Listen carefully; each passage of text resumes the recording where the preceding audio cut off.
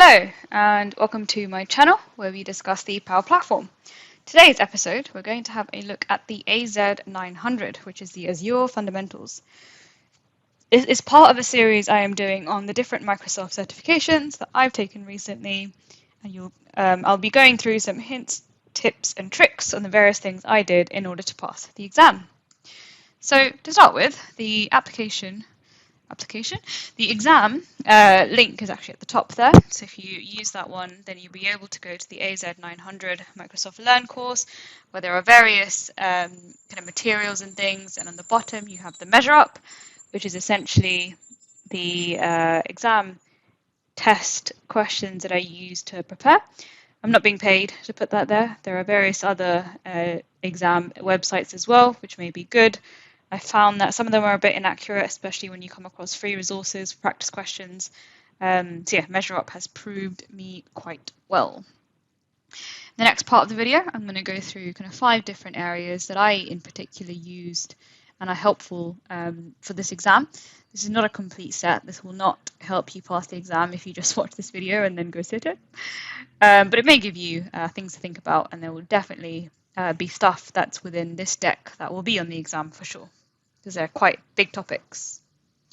The first slide here is on the differences between infrastructure as a service, platform as a service, and software as a service. So make sure you understand the differences between these, and in particular, think about what the service provider owns and what the customer owns in these different scenarios. So for example, in infrastructure as a service, the infrastructure, so the kind of computing and visualization is owned by the provider, whereas the customer doesn't do that.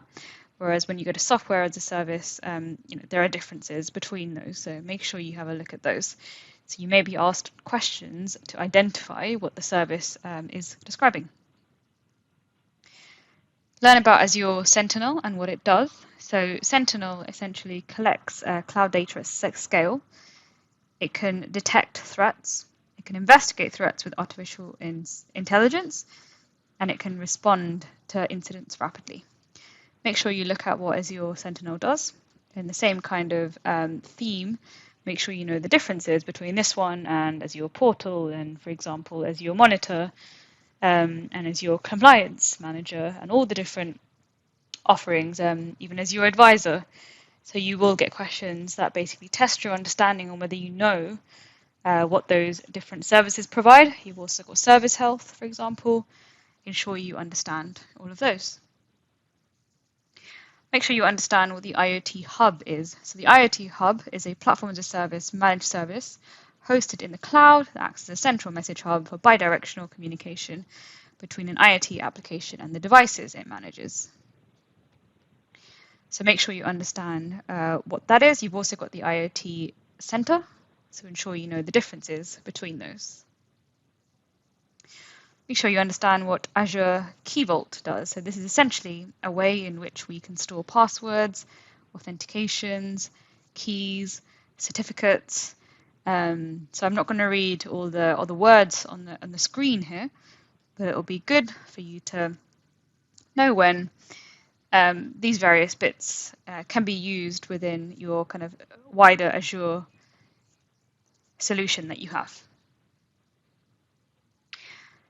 There's another bit here on the total cost of ownership calculator, which helps you estimate the cost of operating your solution on Azure over time instead of on your on-premise data center. So it's commonly used in finance. With the TCO calculator, you enter the details of your on-premise workloads. So essentially help you understand the cost of moving that. There is also the Azure pricing calculator, so don't get confused between the two. Ensure that you understand the difference between the two. In the same kind of topic, ensure that you understand the difference between capital expenses and OPEX. So CAPEX and OPEX. Make sure you understand and can answer questions confidently on when you would use one or the other. So I hope you enjoyed that. I hope it's given you a few pointers on things that will come up in the exam. There's of course a lot more to revise, so I wish you all the luck. Thank you for watching my video, and don't forget to hit subscribe. Thank you.